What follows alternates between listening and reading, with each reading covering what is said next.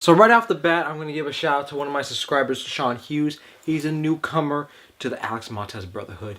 I was actually going to give him a shout out in a skit that I was supposed to release earlier this week, but haven't even filmed it yet because of scheduling conflicts. That thing actually exists. And I'm still going to do the thing that I promised you where I was going to make one of the characters have your name. Still doing that, but I figured why not give you a shout out right now so you don't have to wait for that long. So shout outs to you, Sean Hughes. My Fate of the Furious review. Yep, late. And yeah, I know you're probably thinking, man, it's late, man. I don't even want to watch it. But you know what? Guess what? Fuck you. You remember when I said fuck you? I'm sorry. I didn't mean it. That was really mean.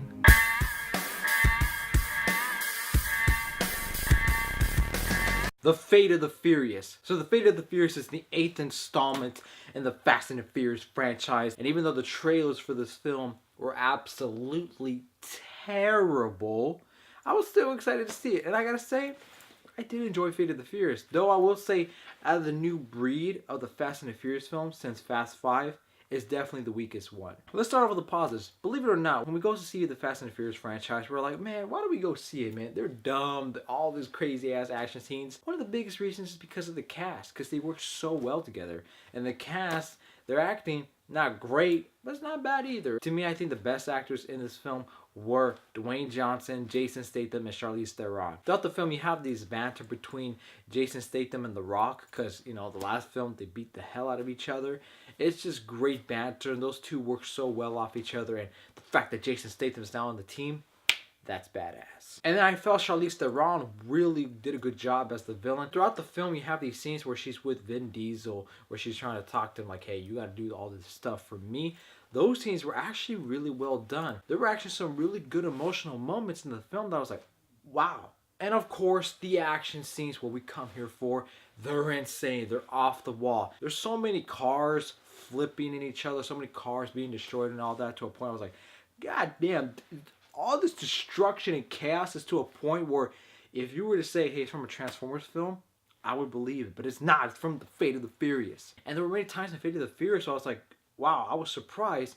And it was a good thing. Like, a lot of these surprises, I was like, oh man, that is awesome. Now let's get on to the negatives. When it came to the third act, you could tell, okay, it's running out of steam. They're kind of running out of ideas, you could tell.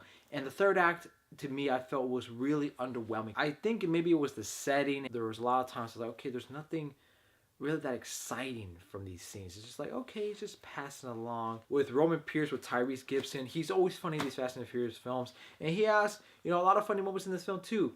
But in this film, there were a lot of times where they were milking it. I was like, okay, that was funny. You're still going with that. Okay, okay, you can stop now. Oh, that whole scene where he tried to make a joke did not work. Shouldn't have left that in the movie. Another negative is Charlize Theron's character. She was really cool, but ultimately the way her character ends up, I was like, oh man, I wanted there to be more to the character, more for her to do in the finale, but that wasn't the case. There's a lot of stuff to enjoy from the film. I definitely had a great time while watching it. When it came to the third act, that's when you really could tell the Fast and the Furious franchise is losing a lot of steam. I'm going to give Fate of the Furious a C+.